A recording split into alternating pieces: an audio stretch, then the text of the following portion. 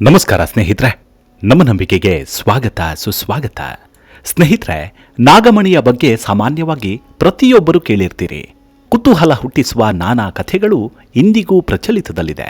ನಿಜಕ್ಕೂ ನಾಗಮಣಿ ಇದೆಯಾ? ನಾಗಮಣಿಯ ಉತ್ಪತ್ತಿ ಹೇಗಾಗತ್ತೆ? ನಾವು ಕೇಳಿರುವ ನಾಗಮಣಿಗಳ ಕುರಿತಾದ ಪೌರಾಣಿಕ ಕಥೆಗಳು ನಿಜಾನ? ಈ ಕಾಲಘಟ್ಟಕ್ಕೆ ನಾಗಮಣಿಯ ಕುರಿತಾದ ವಿಸ್ಮಯ ಕಥಾನಕಗಳೇನು? ಹೀಗೆ ನಾನಾ ಅಂತೆ ಕಂತೆಗಳು ನಮ್ಮ ತಲೆಯೊಳಗೆ ಹರಿದಾಡುತ್ತಲೇ ಇರ್ತಾವೆ. ನಾಗಮಣಿಯು 100 ವರ್ಷ ಬದುಕಿದ ನಾಗರ ಹಾವಿನ ತಲೆಯಲ್ಲಿ ರೂಪುಗೊಳ್ಳುತ್ತೆ ಎಂಬುದು ಜನಪ್ರಿಯ ದಂತಕಥೆ. ಇದು ಅದೃಷ್ಟ, ಸಂಪತ್ತು ಮತ್ತು ಅತೀಂದ್ರಿಯ ಶಕ್ತಿಯನ್ನ ನೀಡುತ್ತೆ ಎಂಬ ನಂಬಿಕೆ ಇದೆ. ಆದರೆ ವೈಜ್ಞಾನಿಕವಾಗಿ ಇದು ಕೇವಲ ಮೂಢನಂಬಿಕೆ. ಇವು ಹಾವಿನ ದೇಹದಲ್ಲಿನ ಪಿತ್ತಗಲ್ಲುಗಳಾಗಿದ್ದು ಯಾವುದೇ ಮಾಂತ್ರಿಕ ಶಕ್ತಿ ಹೊಂದಿರೋದಿಲ್ಲ ಎನ್ನುತ್ತವೆ. ಸಂಶೋಧನೆಗಳ ಪ್ರಕಾರ ಜನರು ನಾಗಮಣಿ ಎಂದು ಭಾವಿಸುವ ವಸ್ತುಗಳು ಹಾವಿನ ದೇಹದಲ್ಲಿ ರೂಪುಗೊಳ್ಳುವ ಕ್ಯಾಲ್ಸಿಯಂ ಅಥವಾ ಪ್ರೋಟೀನ್ ಮಿಶ್ರಿತ ಪಿತ್ತಗಲ್ಲುಗಳು ಎಂದು ವಿವರಿಸುತ್ತಾರೆ ವಿಜ್ಞಾನಿಗಳು. ಅಷ್ಟಕ್ಕೂ ನಾಗಮಣಿ ಇರೋದು ನಿಜಾನ? ಅದರ ಕುರಿತಾದ ನಾನಾ ಸ್ವಾರಸ್ಯಕರ ಕಥೆಗಳು ಹೇಳುವುದೇನು ಅನ್ನೋದನ್ನ ಈ ಸಂಚಿಕೆಯಲ್ಲಿ ಹೇಳ್ತಾ ಹೋಗ್ತೀನಿ. ಅದಕ್ಕೂ ಮುನ್ನ ನಮ್ಮ ನಂಬಿಕೆಗೆ ನಿಮ್ಮ ಬೆಂಬಲವಿರಲಿ. ಎಲ್ಲ ವಿಧದ ತ್ವಚೆಯ ಸಮಸ್ಯೆಗಳಿಗೆ ಧೀಮಹಿ ಪ್ರಾಡಕ್ಟ್ ರಾಮಬಾಣದಂತೆ ಕೆಲಸ ಮಾಡುತ್ತೆ. ಕೇವಲ 3 ದಿನದಲ್ಲೇ ವ್ಯತ್ಯಾಸ ನೋಡ್ತೀರಾ. ಯಾವುದೇ ಅಡ್ಡ ಪರಿಣಾಮಗಳಿಲ್ಲ. ಕೆಮಿಕಲ್ ರಹಿತವಾದ 16 ನೈಸರ್ಗಿಕ ಪದಾರ್ಥಗಳ ಮಿಶ್ರಣದಿಂದ ತಯಾರಾದ 100% ಆರ್ಗ್ಯಾನಿಕ್ ಧೀಮಹಿ ಪ್ರಾಡಕ್ಟ್.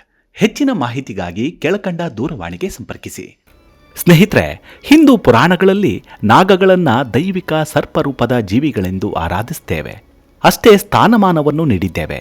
ಪುರಾಣ ಕಥೆಗಳಲ್ಲಿ ಬರುವ ಶೇಷನಾಗ, ವಾಸುಕಿ, ತಕ್ಷಕ ಮುಂತಾದ ಪೌರಾಣಿಕ ಪಾತ್ರಗಳ ಬಗ್ಗೆ ಅದ್ಭುತ ವಿವರಣೆ ಸಿಗುತ್ತೆ. ಅವುಗಳ ಉಲ್ಲೇಖದಲ್ಲಿ ನಾಗಮಣಿಯ ವಿಚಾರವೂ ಮುನ್ನೆಲೆಗೆ ಬರುತ್ತೆ. ನಾಗರ ಹಾವಿನ ತಲೆಯ ಮೇಲೆ ಇರುವ ಅಮೂಲ್ಯ ಮಣಿಯೇ ನಾಗಮಣಿ ಎನ್ನುವ ನಂಬಿಕೆ ಇದೆ. ನಾಗಮಣಿ ಕತ್ತಲೆಯಲ್ಲಿ ಪ್ರಕಾಶಿಸುವುದು. ಅದನ್ನ ಯಾರು ಹೊಂದಿರುತ್ತಾರೋ ಅಂಥವರಿಗೆ ಐಶ್ವರ್ಯ, ಆರೋಗ್ಯ ಮತ್ತು ಅದೃಷ್ಟ ಪ್ರಾಪ್ತಿಯಾಗತ್ತೆ ಎಂಬ ಮಾತಿದೆ. ನಾಗಮಣಿಯನ್ನ ನಾಗ ದೇವತೆಗಳು ರಕ್ಷಿಸುತ್ತಾರೆ ಎಂದು ಕಥೆಗಳು ಹೇಳ್ತಾವೆ. ವೇದಗಳು ಅಥವಾ ಪ್ರಮುಖ ಪುರಾಣಗಳಲ್ಲಿ ನಾಗಮಣಿಯ ಕುರಿತಾದ ಸ್ಪಷ್ಟ ವಿವರಣೆ ಕಡಿಮೆಯೇ. ಆದರೆ ಅದು ಹೆಚ್ಚಾಗಿ ಜನಪದ ಕಥೆಗಳು, ಗ್ರಾಮೀಣ ನಂಬಿಕೆಗಳು ಮತ್ತು ತಾಂತ್ರಿಕ ಪರಂಪರೆಗಳಲ್ಲಿ ಕಾಣಸಿಗುತ್ತೆ. ನಾಗಮಣಿ ಎಂಬ ಭೌತಿಕ ರತ್ನದ ಬಗ್ಗೆ ವೈಜ್ಞಾನಿಕ ಸಾಕ್ಷಿ ಇಲ್ಲ. ಪುರಾಣಗಳಲ್ಲಿ ಉಲ್ಲೇಖಿಸಿದಂತೆ ಹಾವುಗಳ ತಲೆಯ ಮೇಲೆ ಇರುವ ಅಮೂಲ್ಯವಾದ ದೈವಿಕ ಮಣಿ ನಾಗಮಣಿ ಅಂದರೆ ಶಕ್ತಿ ಮತ್ತು ಧೈರ್ಯದ ಸಂಕೇತವೆಂದು ಪರಿಗಣಿಸಲಾಗಿದೆ. ಅದಕ್ಕೆ ಸಂಬಂಧಿಸಿದ ಕೆಲವು ಕುತೂಹಲಕರ ಕಥೆಗಳಿವೆ. ಒಂದು ಹಳ್ಳಿಯಲ್ಲಿ ದೊಡ್ಡ ಹಾವೊಂದು ವಾಸಿಸುತ್ತಿತ್ತು. ಆ ಹಾವಿನ ತಲೆಯ ಮೇಲೆ ಹೊಳೆಯುವ ನಾಗಮಣಿ ಇದೆ ಎಂದು ಅಲ್ಲಿನ ಜನ ನಂಬ್ತಿದ್ರು. ಪ್ರತಿ ರಾತ್ರಿ ಅದು ಕಾಡಿನಲ್ಲಿ ಹೊರಬಂದಾಗ ಅದರ ಮಣಿಯಿಂದ ಸುತ್ತಲೂ ಪ್ರಕಾಶಮಾನವಾದ ಬೆಳಕು ಹೊರಸೂಸುತ್ತಿತ್ತು. ಒಮ್ಮೆ ಒಬ್ಬ ಲೋಭಿ ವ್ಯಕ್ತಿ ಆ ಮಣಿಯನ್ನ ಕದಿಯಲು ಒಂದು ಉಪಾಯವನ್ನ ಮಾಡಿದ. ಆ ಹಾವು ಮಣಿಯನ್ನ ನೆಲದ ಮೇಲಿಟ್ಟು ಆಹಾರವನ್ನ ಹುಡುಕಲು ಹೋಗುವ ಸಂದರ್ಭಕ್ಕಾಗಿ ಹೊಂಚು ಹಾಕಿದ್ದ ಕದೀಮ. ಅದಕ್ಕಾಗಿ ಒಂದು ಮರದ ಹಿಂದೆ ಅಡಗಿ ಕುಳಿತಿದ್ದ. ಹಾವು ಮಣಿಯನ್ನ ಇಟ್ಟು ದೂರ ಹೋಗುತ್ತಿದ್ದಂತೆ ಆ ಮಣಿಯನ್ನ ದೋಚಿಕೊಂಡು ಬೇರಿಕಿತ್ತ. ಕ್ಷಣ ಮಾತ್ರದಲ್ಲಿ ಕತ್ತಲಾಗಿದ್ದನ್ನ ಕಂಡ ಹಾವು ನಾಗಮಣಿಯನ್ನ ಕದ್ದು ಓಡುತ್ತಿದ್ದವನನ್ನ ಬೆನ್ನಟ್ಟಿತ್ತು. ಆ ಹಾವನ್ನ ಕಂಡು ಭಯಗೊಂಡ ಆ ವ್ಯಕ್ತಿ ಮಣಿಯನ್ನ ಅಲ್ಲಿಯೇ ಬಿಟ್ಟು ಓಡಿಹೋದ. ಹಾವು ತನ್ನ ಮಣಿಯನ್ನ ಹಿಂಪಡೆದು ಕಾಡಿನೊಳಗೆ ಕಣ್ಮರೆಯಾಯಿತು. ಆ ಲೋಭಿ ದಿನೇ ದಿನೇ ಕೃಶನಾಗಿ ತನ್ನ ಸಂಸಾರದಲ್ಲಿ ಇನ್ನಿಲ್ಲದ ಪಾಡುಪಟ್ಟು ಕೊನೆಗೆ ಬೀದಿ ಹೆಣವಾದ. ಹೀಗೆ ಅತಿಯಾದ ಲೋಭದಿಂದ ಯಾವತ್ತೂ ಒಳ್ಳೆಯದಾಗುವುದಿಲ್ಲ ಎಂಬ ಸಂದೇಶ ಬಂತು ಈ ಕಥೆಯಿಂದ. ಮತ್ತೊಂದು ಕಥೆ ಅಂದ್ರೆ, ಒಬ್ಬ ಬಡ ರೈತ ತನ್ನ ಹೊಲದಲ್ಲಿ ಕೆಲಸ ಮಾಡುತ್ತಿದ್ದಾಗ ಒಂದು ದೊಡ್ಡ ನಾಗರ ಹಾವನ್ನ ಕಂಡ. ಆದರೆ ಅದಕ್ಕೆ ಪ್ರತಿದಿನ ಹಾಲಿಟ್ಟು ಗೌರವದಿಂದ ಭಕ್ತಿಯಿಂದ ನಮಸ್ಕರಿಸುತ್ತಿದ್ದ. ಒಂದು ದಿನ ನಾಗ ಸಂತೋಷಗೊಂಡು ತನ್ನ ಬಿಲದ ಬಳಿ ಹೊಳೆಯುವ ನಾಗಮಣಿಯನ್ನ ಹೊರಗೆ ಇಟ್ಟಿತ್ತು. ರೈತನು ಅದನ್ನ ನೋಡಿ ಆಶ್ಚರ್ಯಪಟ್ಟ. ಆದರೆ ಅವನು ಲೋಭ ಪಡದೆ, ನನಗೆ ನಿನ್ನ ಆಶೀರ್ವಾದ ಸಾಕು ನಾಗಪ್ಪ ಎಂದು ವಿನಮ್ರನಾಗಿ ಕೈ ಮುಗಿದು ಹೊರಟು ಹೋದ. ಆ ನಾಗರ ಹಾವು ರೈತನ ಪ್ರಾಮಾಣಿಕತೆಯಿಂದ ಸಂತೋಷಗೊಂಡು ಅವನ ಹೊಲವು ಸದಾ ಸಮೃದ್ಧಿಯಾಗುವಂತೆ ಆಶೀರ್ವಾದ ಮಾಡಿತು. ಕಾಲಕ್ರಮೇಣ ರೈತನ ಜೀವನ ಸುಖಮಯವಾಯಿತು ಎಂಬ ಕಥೆಯೂ ಇದೆ. ಇದರ ಒಳಾರ್ಥ, ಯಾರಿಗೆ ದುರಾಸೆ ಇಲ್ಲವೋ ಅಂಥವರಿಗೆ ದೈವವೇ ಕೈ ಹಿಡಿಯುತ್ತೆ ಎಂದು. ಮತ್ತೊಂದು ಕಥೆ ಅಂದ್ರೆ, ಒಂದು ಗ್ರಾಮದಲ್ಲಿ ಪುರಾತನ ದೇವಾಲಯವಿತ್ತು. ಆ ದೇವಸ್ಥಾನದ ಹಿಂಭಾಗದಲ್ಲಿ ದಟ್ಟವಾದ ಕಾಡಿತ್ತು. ಆ ಊರಿನ ಗ್ರಾಮಸ್ಥರು ಹೇಳುತ್ತಿದ್ರು, ಆ ಕಾಡಿನಲ್ಲಿ ಒಂದು ಪ್ರಾಚೀನ ನಾಗರ ಹಾವು ವಾಸಿಸುತ್ತಿದೆ ಎಂದು. ಅದರ ತಲೆಯ ಮೇಲೆ ಹೊಳೆಯುವ ನಾಗಮಣಿ ಇದೆ ಎಂದು ಮಾತನಾಡಿಕೊಳ್ತಿದ್ರು. ಪ್ರತಿ ಅಮಾವಾಸ್ಯೆಯ ರಾತ್ರಿ ಕಾಡಿನ ಮಧ್ಯದಲ್ಲಿ ಹಸಿರು ಬೆಳಕು ಕಾಣಿಸ್ತಿತ್ತು. ಯಾರೇ ಆ ಬೆಳಕಿನತ್ತ ಹೋದರೂ ಮತ್ತೆ ಹಳ್ಳಿಗೆ ಹಿಂತಿರುಗುತ್ತಿರಲಿಲ್ಲ ಎಂಬ ಮಾತು ಹರಡಿತ್ತು. ಒಮ್ಮೆ ಸಾಹಸಿ ಪ್ರಿಯ ಯುವಕನೊಬ್ಬ ಆ ರಹಸ್ಯ ತಿಳಿಯಲು ಹೊರಟ. ಮಧ್ಯರಾತ್ರಿ ಆತ ಕಾಡಿನೊಳಗೆ ಹೋದಾಗ ಆ ಹಸಿರುಮಯ ಪ್ರಕಾಶಮಾನವಾದ ಬೆಳಕು ಕಂಡ. ಇದನ್ನ ಕಂಡವನೇ ನಿಧಾನವಾಗಿ ಹತ್ತಿರ ಹೋದಾಗ ನಾಗ ತನ್ನ ಮಣಿಯನ್ನ ನೆಲದ ಮೇಲಿಟ್ಟು ಸುತ್ತಲೂ ಆಹಾರವನ್ನ ಹುಡುಕುತ್ತಿತ್ತು. ಆ ವೇಳೆ ಬಿರುಗಾಳಿ ಬೀಸಲು ಪ್ರಾರಂಭಿಸಿತ್ತು. ಮರಗಳು ಜೋರಾಗಿ ಅಲುಗಾಡಲು ಪ್ರಾರಂಭಿಸಿದವು. ಯುವಕನಿಗೆ ಯಾರೋ ಹಿಂಬದಿಯಿಂದ ಪಿಸುಗುಟ್ಟಿದಂತೆ ಭಾಸವಾಯಿತು. ಲೋಭದಿಂದ ಬಂದವನು ಜೀವಂತವಾಗಿ ಹಿಂದಿರುಗುವುದಿಲ್ಲ ಎಂದು. ಆ ಧ್ವನಿಯನ್ನ ಕೇಳಿದ ಯುವಕ ಭಯಗೊಂಡು ಮಣಿಯನ್ನ ಕದಿಯಲು ಮುಂದಾದ. ಆ ಕ್ಷಣದಲ್ಲಿ ನಾಗ ಬುಸುಗುಡುತ್ತಾ ಮೇಲೆದ್ದಿತ್ತು. ಹಾವಿನ ಕ್ರೋಧವನ್ನ ಕಂಡೊಡನೆ ಆ ಯುವಕ ಬೆಚ್ಚಿಬಿದ್ದು ಓಡಲು ಪ್ರಾರಂಭಿಸಿದ. ಕಾಡಿನ ಗಡಿಗೆ ತಲುಪಿದ ಕೂಡಲೇ ಬೆಳಕು ಮಾಯವಾಯಿತು. ಮುಂದಿನ ದಿನ ಗ್ರಾಮಸ್ಥರು ಕಾಡಿನೊಳಗೆ ಹೋದಾಗ ಅಲ್ಲಿ ಹಸಿರು ಬೂದಿ ಮತ್ತು ದೊಡ್ಡ ನಾಗದ ಚಿಹ್ನೆಗಳು ಮಾತ್ರ ಕಂಡುವು. ಮತ್ತೆಂದೂ ಆ ನಾಗ ಕಾಣಿಸಲೇ ಇಲ್ಲ. ಎಲ್ಲ ವಿಧದ ತ್ವಚೆಯ ಸಮಸ್ಯೆಗಳಿಗೆ ಧೀಮಹಿ ಪ್ರಾಡಕ್ಟ್ ರಾಮಬಾಣದಂತೆ ಕೆಲಸ ಮಾಡುತ್ತೆ. ಕೇವಲ 3 ದಿನದಲ್ಲೇ ವ್ಯತ್ಯಾಸ ನೋಡ್ತೀರಾ.